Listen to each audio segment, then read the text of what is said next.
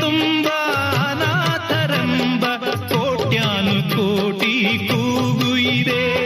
ಗ್ರಾಚಾರ ಬರಿಯೋ ಬ್ರಹ್ಮ ನಿನಗೆ ಎಂದೆಂದು ಅವರ ಶಾಪವಿದೆ.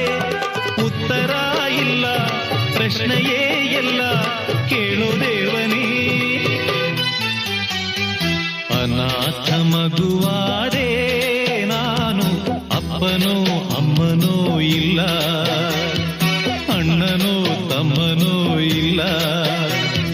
ಧಿಕ್ಕಾರಿ ದೊರೆಯಾದೆ ನಾನು, ಅತ್ತರೆ ಮುದ್ದಿಸೋರಿಲ್ಲ, ಸತ್ತರೆ ಹೊದ್ದಿಸೋರಿಲ್ಲ.